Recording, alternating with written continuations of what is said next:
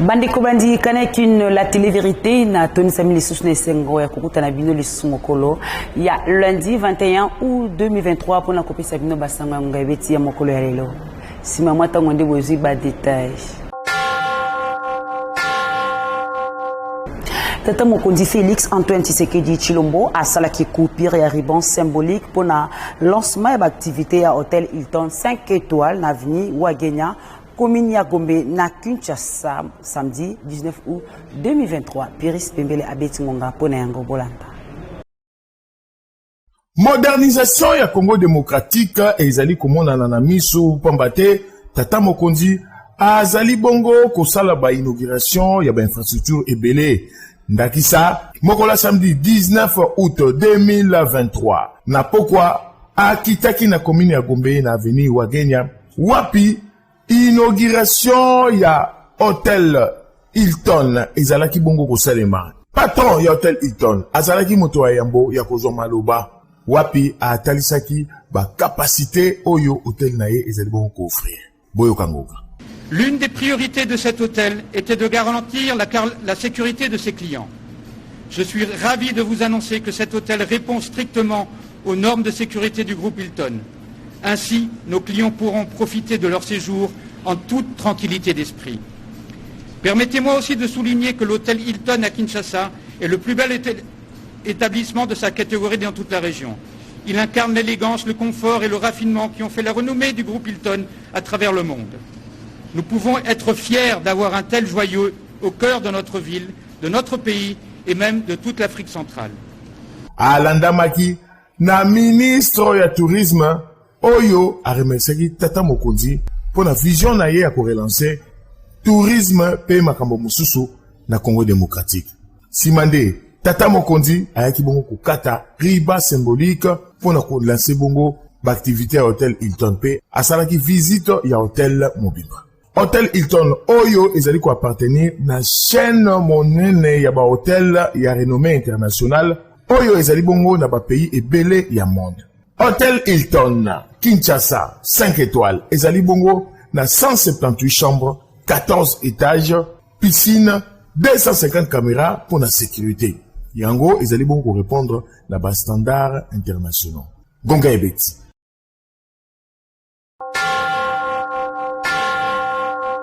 Vice-gouverneur ya ville province ya Kinshasa Jekoko Mulumba a kitaki mokola dimanche 20 août 2023 na esplanade ya boulevard triomphal en face ya stade de martyrs de la Pentecôte na commune ya Kasavu mnandingisa VPM intérieur sécurité pe affaires coutumières mona mboka topé maître Peter Kazalika Konde pona kobuka battle nyonso et clôtura yango mija alua azalaki wala nengonga ebetami 5h du matin 5h20 et quelques là je appelle ya VPM l'intérieur Peter Kazadi kuna ya mbango awa otala makambo ezoleka en face ya stade de martyrs batu bazotonga baye na butu aux alentours ya ba 1h40 baye na batol pona ko espace oyo nyoso na butu ba beti batol butu baye na mukanda moko ya parti ya Kalamu réquisition ya magistrat moko bakanina batu bakena bango alors que PGR vont de apekisi ba exécution d'abord na butu to na week-end na banda da mener ba vie de recherche bakena mutina parquet na R1 eza mawami eza vraiment mawami batu faut pas comprendre que Congo ya kala eza ya lelo te parce que lelo sokoye makambo na yo oya ko so balabala ya l'état espace à l'état oh ça m'a mikanda lokuta iba place de na makala nazo profiter pour remercier honorable Magloire Kabemba pour pas beninga butu mobimba pour na robaka kunya na Kasavubu danger ça je pense que yep abenga ki VPM Peter Kazadi pour na oyebisa yango to ye sur instruction il y a VPM tant on a commis la PCA rapport ezaki awa a instruire na babuka na bongomas balongola batol nyoso bokomona image awa bolongola awa na bato bakosaka so awa na kombo ya autorité moko monena mboka kezaki autorité moko monena mboka ndazo kesiko alors que ezali makamba lukuta eza yete yango to bolina awa parce bakosaki na place babuka ki na butu place batongaki plutôt na butu to longoli yango po na bato ba comprendre que l'état azali merci Atabi no moko penza. Atabi no moko. Boy. A 2 cm boza. Ah, comme le pango. Ça de martyr ya moi.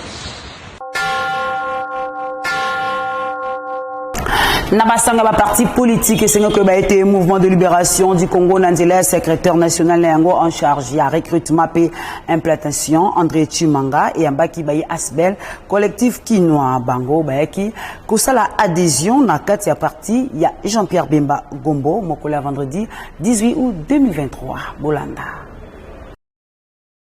Mouvement de libération du Congo ezali kaka kokoba na koyamba bato pe ba Asbel ya sika oyo bandimi kotambola elongo na président national ya ngoma na mboka Jean-Pierre Bemba Gombo. Bongo mokolo ya vendredi 18 août 2023 et komaki tout ya Asbel collectif Kinoa oyo eyaki komikomisa lokola moko ya ba structure na kati ya mouvement de libération du Congo. Secrétaire national en charge de l'implantation et recrutement mwana mboka André Chimanga nde ayambaki bango na motema moko na siège national ya MLC na commune ya Gombe. Pe na bozue maloba atalisaki bango idéologie pe vision ya parti. Simande a présentaki mwana mboka Bob Elesa pe mwana mboka Monarch Konga oyo bazali bongo kokamba Asbel collectif Kinoa. Pona kotalisa bokoti na bango na kati ya mouvement de libération du Congo alatisaki bango ba champ pe bilembu mususu ya parti. Bayi Asbel collectif Kinoa oyo ba accompagnaki bango batondisamaki na esengo pe bawelaki kozwa ba fiche d'adhésion po ete bakoka bongo ko rejoindre bango na kati ya mouvement de libération du Congo. Boyo bandenge mwana mboka Bob Elesa abetaki bongo. Structure na biso ezali na kombo ya collectif Kinoa. Ezali structure oyo to sali banda 2019 na bandeko. Kombo nango déjà ezali koloba mingi collectif Kinoa. Donc za structure oyo evandi makasi na kati ya ville province ya Kinshasa. Nde na kati ya structure na biso tozali na objectif ya soutenir ba candidat nyonso ya MLC na ba circonscription électorale na bango eza na niveau national, niveau provincial et puis na niveau municipal. Nde toza déjà na kati ya musala wana tozali kosala ya kopona na niveau national candidat moko à MLC dans tous les 4 districts et puis na niveau provincial candidat moko à MLC na kati ya 24 communes au ya Kinshasa et puis au Kenya municipal ainsi de suite. Ndenge kaka balobaka na mouvement de libération du Congo na Nzambe tokolonga ngonga ebeti. Député provincial Moponami ya commune ngir na compte ya mouvement de libération du Congo pe président fédéral ya MLC Funa 1 honorable Edi Iyeli Molangi azalaki dimanche 20 août na terrain Bondo na cadre ya tournée politique na ye azali kosa na fédération na ye ou ezali MLC Funa 1 Bolanda Sardu Dimbu azaki na bango. Population ya commune ngir batalisaki démonstration de force na bango na kotalisa la mission ya bankili ete bango nde babanda masolo pe bango nde bazwaka décision ya kopimisa Edi Iyeli Molangi député provincial na commune na bango na ba élection en décembre 2018. Et monaki mokola dimanche 20 août 2023 na terrain à Bondo toujours na cadre ya ba tournée politique oyo honorable Edi Iyeli Molangi azali kusala na fédération na ye ya Funa 1 sima ya ba commune ya Bumbu Bandalungwa Kasavu Bukala mpe Makala nde azongaki na commune maire oyo bana ngirengire ba bazali kobenga maison maire ba kendaki kozwaye na Kasavu bu croisement Shaba makolo na banzembo pe mabina wapi batalisi ki bokonzi pe pouvoir ba pesa honorable Edi Iyeli Molangi na nzela ba coordonnateur komema président na bango na Chipoi ti kokoti saye na terrain na mama na ambiance ndenge to uti koloba simelo sambo basket théâtral ba animation ba différents orchestres nde superviseur ya fondation Iyeli Molangi Edi Nenembala azwaki maloba pona ko présenter comité oyo ba ko travailler na ye pona etamboli pe botomba ya MLC pe film na niveau ya commune ngirengire pe Funa 1 e koma kingala oyo penza elakisaki ke ngiringiri nde mokonzi. Présentation ya 76 structure pe 11 ya sika oyo au total ezali 87 oyo basala ka musala pe bazali kokoba kusala musala na komini ya ngiringiri pona kotumbola ya bango l'homme fort Edi Iyeli Molangi. Parmi ba structure yango moko na kati bateki ya bayaka basepeseki pe papa na bango na kopesa ye bakado lokola bakombo bouette pe biloko mosusu ya kosala misala ya assainissement na kotala ke wana ezalaka pe moko ya ba vision ya makasi oyo honorable Edi Iyeli Molangi alingaka. Sima ya présentation na bango nyonso nde papa lopango ya kobina ngengir azwaki maloba liboso ya population wapi asepelaki na ino na ba coordonnateur ko mona bango kitoko boye na miso ya bato boyo kaye ndenge ya Beti Ngonga. Makobo juendo kuleti tire babina na sepeli ndenge ngoni bosongengi makasi ndongo na bino pour maboke bete bakongana ngongi bongeza laka exercice ya tosali oyo mokonzi na ngai jepe pe mobombo apesaki ngai abi ifo tala bato na yo otala bato na yo po tokoyo nazala bato zokongo ozokana bato te eza bango te ezokoyo. Sima basali ya nzambe oyo bazalaki kaka na kati ya bastructure na ye au-delà ya bakado ya bakadena pe fungola oyo honorable azona bakomini mosusu bango bapesaki ye vrai kadena pe fungola oyo ezali loba ya nzambe na kati ya Psaume 23 pe bapesi bakado ya maputa mibale na koloba ete ye alatisaka bango pe sengeli balata ye na molongani na ye esengo makasi oyo ka papa social ndenge abakisi lisusu. Soki nipopesi eloko soki opesi merci te oza moto ya mabe oyo bana ngiringo tokosali ngai na campagne na koyebisa bino na lelo napesi no merci mingi fondation ngiringiri maboko mpo na bino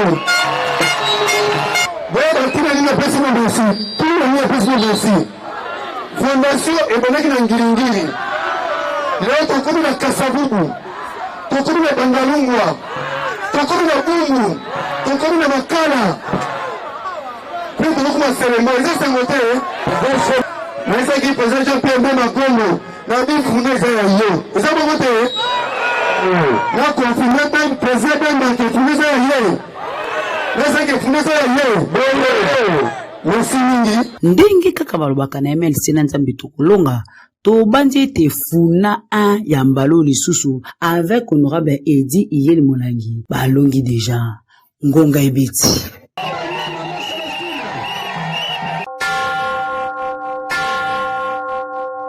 Tosukisa basango ya MLC na ngambu ya moko ya bakadre Daniel Iyeli Molangi opazali lisusu président ya fondation Iyeli Molangi Antenne Lukunga ya zaki na réunion ya prise de contact na base na ya MLC Barumbu mokolo ya samedi 19 août 2023 na terrain oyo ezwami na babalabala Kasai pe Ngungu accompagné na directeur général ya fondation Iyeli Mwanamboka Christian Ipenda na bokambemi ya cordon trésor bolanda ngonga ndenge ebetani. Fondation Iyeli Molangi Antenne Lukunga ifungola ki ba porte nango mokolo ya samedi 19 août 2023 na mopange na bokutani ya prise de contact entre bango na président infime Lukunga moko ya bakadre na kati ya parti politique Mouvement de Libération du Congo MLC Lukunga Daniel Iyeli Molangi na bokambemi ya coordonnateur ya film Lukunga Trésor nde milulu iselemaki avec succès et réussite elongo na directeur général ya fondation Iyeli Molangi Christian Ipenda Boulu. Bayi Lukunga oyo bazwami na barumbu basepelaki makasi komona jeune oyo aili bango ba initiative moko ya motuya pona intérêt ya commune ya barumbu lisusu koluka botombo ya parti cher ya mwana mboka Jean-Pierre Bemba Gombo pe ya fondation Iyeli Molangi Edi. Coordonnateur Trésor a présenté ki comité oyo bakosala musala na ye elongo président Faustin Bongo pe molandi na ye Dieudonné Bolama wapi ensemble bakosala musala président Penator naye a présenté ki comité naye o bako accompagner nde na sima directeur Issa Ipenda Boulu ate ki ba comité ya sikabai ba ki privilège ezali na ino na bana ya fondation kaka wana coordinateur ya film Antenne Lukunga a présenté ki ba kambia ba club ya commune ya Barumbu oyo na nzana ba uti ko swa médaille na francophonie na compte ya École Congo démocratique nde na maloba na ya prise de contact Daniel Iyeli a lobaki bwena ko beta ngonga.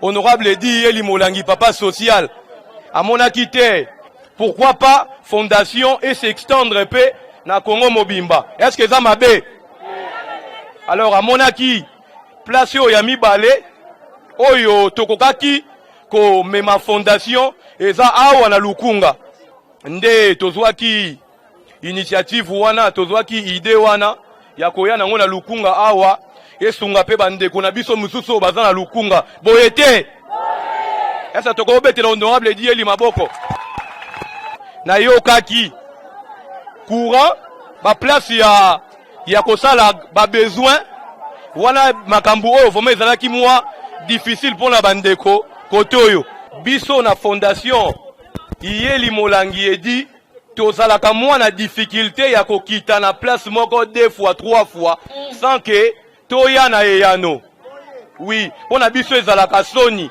elingi kolakisa boye pona mokolo na lelo na ye na eyano ya bandeko oyo batu oyo bandeko basengaki na ye na yango na mokolo na lelo ngonga ebeti.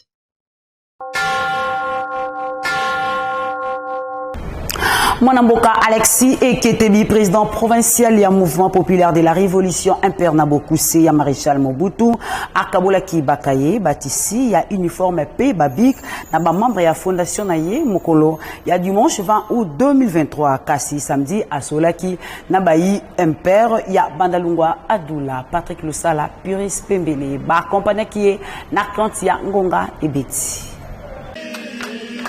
Candidat député national na funa mwana mboka Alexis Eketebi Mangenza azalaki na week-end moko très chargé.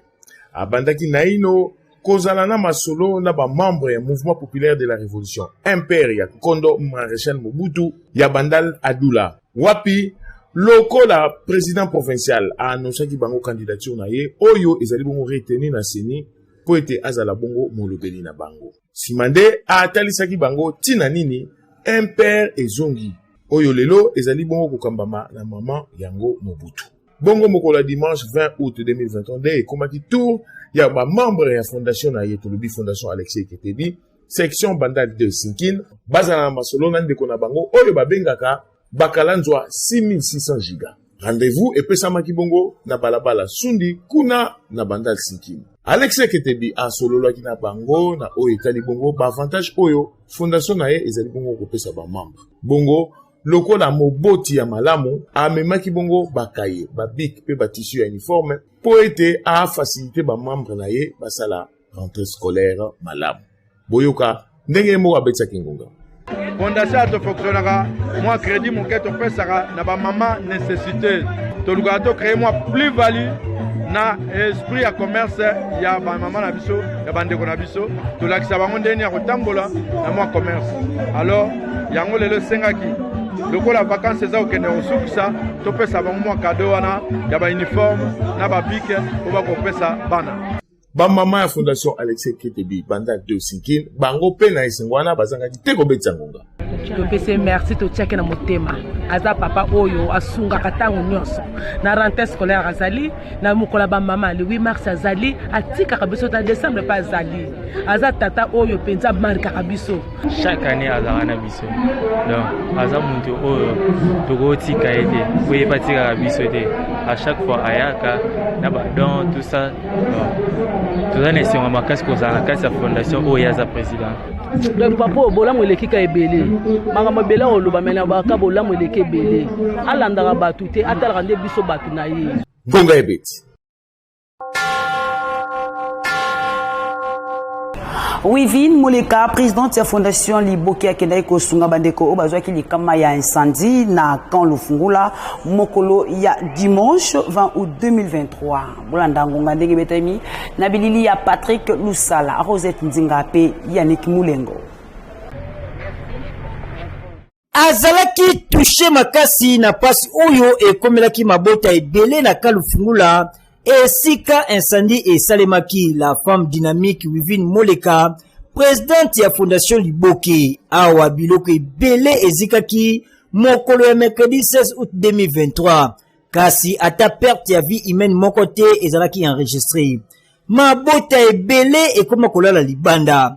Lokola impératrice Wivine Moleka amesana na kosunga bato pe na cadre ya kosepela journée mondiale ya aide humanitaire oyo ezalaka chaque le 19 août akitaki ye moko en personne na Kalufungula mokolo ya dimanche 20 août 2023 wapi apesaki biloko ebele na basinistre ya Kalufungula kotanga plus de 100 matelas, 80 bâches, plus de 100 moustiquaires, bakantini, basaki ya mungwa, basaki ya loso, babido ya huile, bapesi ya maputa, babweti ya bamiliki, pe baspaghetti pona kotanga kaka wana. Geste oyo président ya fondation Liboke impératrice Wivine Moleka asalaki ezongisaki koseka ya basinistre ya Kalufungula.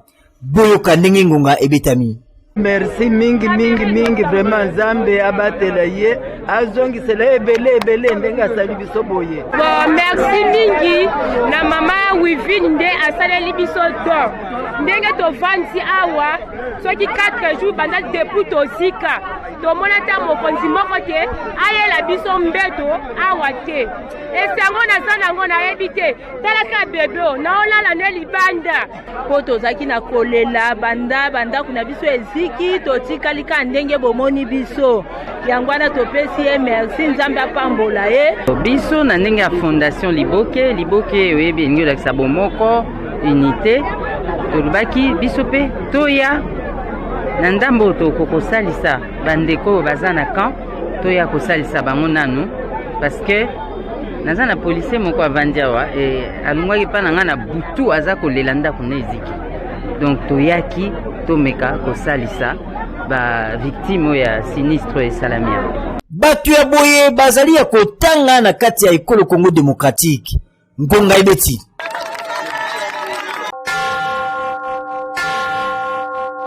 Na basango mosusu kokis ya ministère provincial ya agriculture ya Kinshasa bazali kotelemela pe ko dénoncer diffamation oyo ezali organisé pona ko bebisa lokumu ya magistrature mingi penza ya présidente ya conseil d'état Mama Marthe Audio Nombe Boyoka ingénieur agronome pe président ya union syndicale des professionnels de l'agriculture ndenge abetingonga na kotanga déclaration oyo na bilili ya Yannick Njuki Mandembo.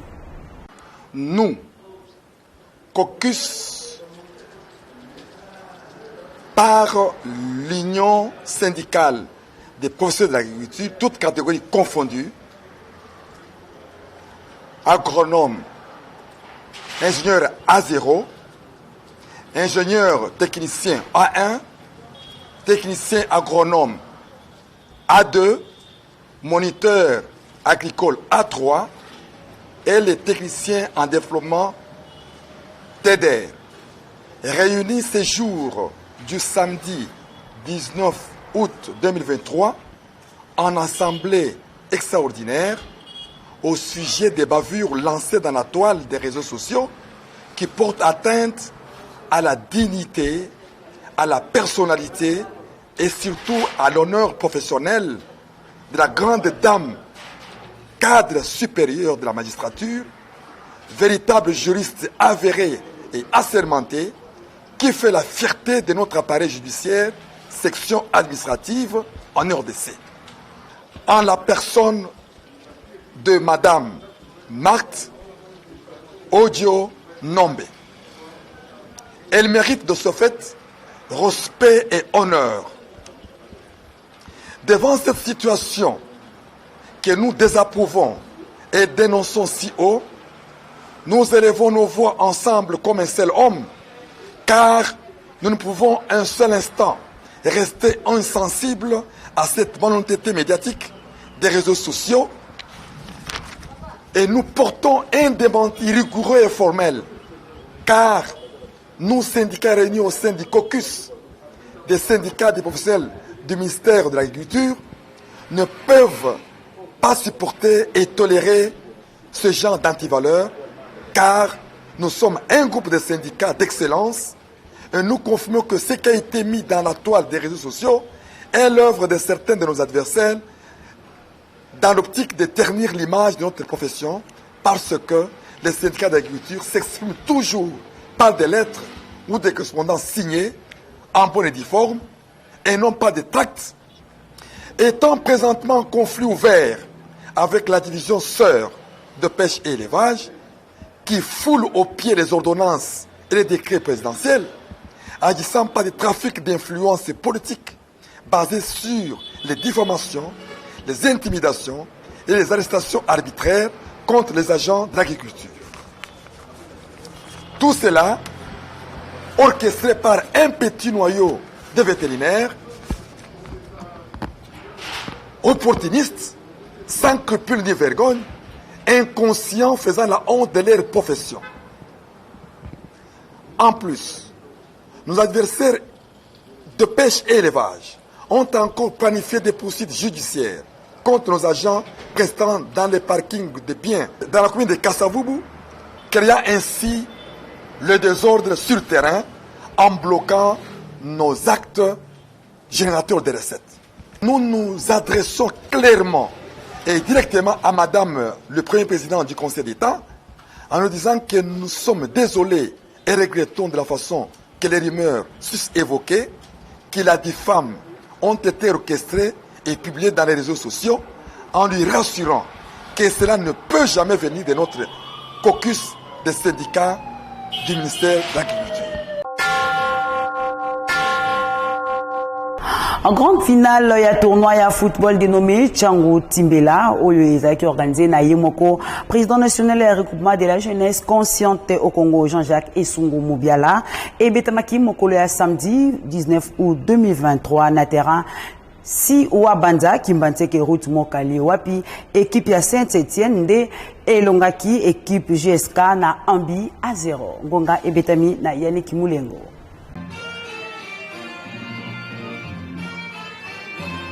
Soki abandi likambo akendaka na yango kino na suka nde nani président national ya regroupement de la jeunesse consciente au Congo RJCC mwana mboka Jean-Jacques Esungu Mubiala a organisaki mobange na tournoi ya football na district ya Tchangu oyo bazali kobenga tournoi Tchangu Timbela e sangisaki ba équipe ebele ya 5 communes ya Tchangu. Bongo final na yango ebetamaki na terrain ya Suabanza na commune ya Kimbanseke na route Mokali awa ezalaki opesi mbwambwa aboyi ye moko président Jean-Jacques Esungu Mubiala apesaki go. Match bandaki na pression ya kosakana te entre équipe Saint-Étienne contre GSK. Avant bakende na première mi-temps, Saint-Étienne ya Kimbanseke et Tiaki Mongete moko. Na bozongi na bango na deuxième mi-temps, équipe ya GSK et matisaki pression makasi kasi et simba kite score et soukaki na 1-0. L'homme des actions concrètes et visible Jean-Jacques Esungu a pesaki balo ya Bavarez kobanda na deuxième pe première pe lisusu ba ballon. Bongo équipe ya Saint-Étienne oyo ebimaki première a pesaki bango Bavarez ballon coupe pe enveloppe ya munene. Boyo Kayemoko président national ya RJCC Jean-Jacques Esungu Mubiala ndenge abetsingunga. Nous sommes pendant les vacances. Il faut koyeba kosangana na ba j'aime pour na kotika eloko abengi d'élégance. Campagne oyo na bandi yango ate na bandi na Lubumbashi mais na continuer. Ah na Tchangu na bandi ah na Kimbanseke pour ça secteur na Moko. Olingi nous pas la capable ya kosala asala indépendant. Esengeli koyeba ete troisième mi-temps e yindaki na ndenge ya kosakana te na orchestre ya Pati Asanta oyo babinisaki population ya Tchangu na rythme ya Victoria Eleison. Jean-Jacques Esungu Mubiala akani kosunga population ya Tchangu na ba formation professionnelle ebele ya ofele. Ngonga ebeti.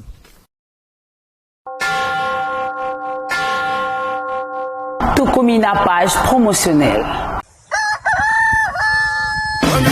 Papa, maman, pour la meilleure formation et encadrement ya bana na bino, dans la cadre Kitoko Yangoyo, collège du réveil, le temple du savoir, Oyo et Kambamakana, administrateur, promoteur, gestionnaire, maître Josué Takata Kamande Foulinda.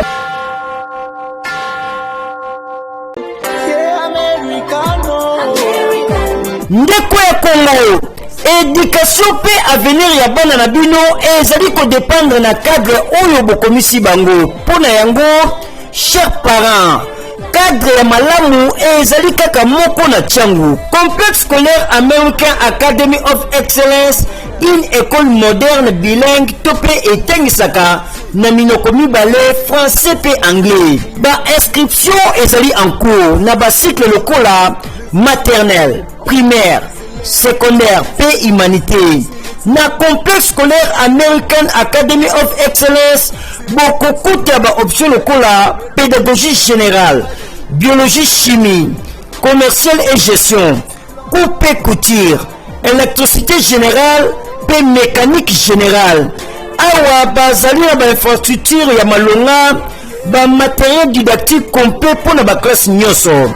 Les enseignants expérimentés na ndenge ya kosakana te. Et suki wana te na complexe scolaire American Academy of Excellence ezali na ba bus pour na ba déplacement ya bana na tango ya visite. Pe epesaka chaque année ba bourse d'études na ba lauréat ya ba examen d'état. Bouloka yemoko promoteur Hermès Itina Mayamba ndenge abeti ngunga. Tobandi déjà ba inscription. Ceux qui va faire biso confiance ba tindi bana na bango dans nos écoles, ba rozala jamais déçu. Bon, toza na école ya Liboso na quartier 8 na commune ya Njili, toza na école ya Mibale na quartier 3 commune de Massina na avenue qui a la numéro 30, toza na école ya Misato oyo ezali na avenue Mbanza numéro 66 na commune ya Massina na quartier 3. Toza pe na école Mususu esika tozali actuellement oyo ezali na quartier Kindobo en face ya Safari Beach na commune ya Nsele non loin ya Ngandayala, commune ya Nsele toujours na quartier Kinkole 2 Baumbu. Toza pe na Mususu na derrière cimetière ya Kinkole na quartier Baumbu na commune ya Nsele Kinkole. Ngonga ibeti.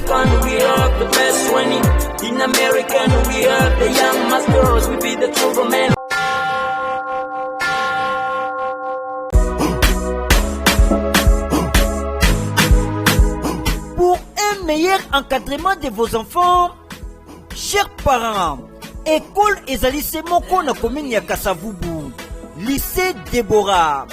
Lycée Déborah, les facilitateurs du savoir, Kobandana maternelle, 3 ans, 4 ans, P5 ans, primaire, enseignement de base, 7e P 8e, humanité, naba option lokola, latin philo, biochimie, pédagogie générale, commercial et gestion, coupe couture, P électricité. Awa, bazali na balakisi hautement qualifié, P ba matériel didactique ya malonga pour na assurer pratique ya bana. Le temple du savoir, lycée Déborah, est à disposition ya élèves espace récréatif.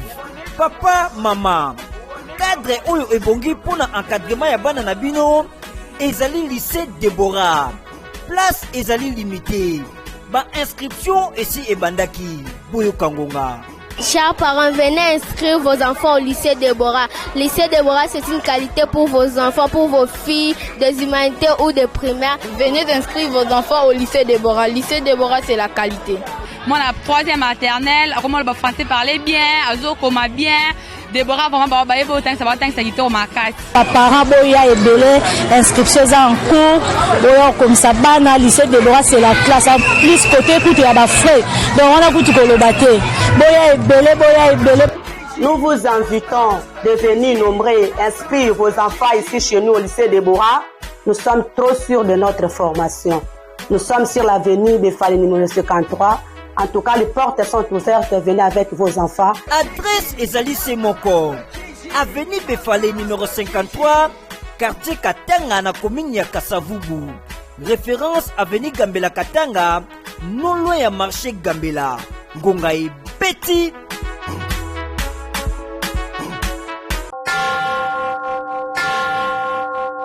Matondi na bino basoboza ke belé liboso ya baitando ya bino eke pona kolanda basango ya ngonga beti na kana ki télévision soki bosepeli bopesa matondi pe lisusu na Patrick Bisala oazo koba kolakisa bino basango ya ngonga beti chaque pourquoi pe na tedi agwana oya simbi montage elongo na Christian Makunto bosani pete ala bamba kisema bango banso bazomina na équipe ya montage bakisela bango pe na régie Joël Pembele édition toujours ya Puris Pembele Kimia ya Kolonzambe ekoba umabota mabino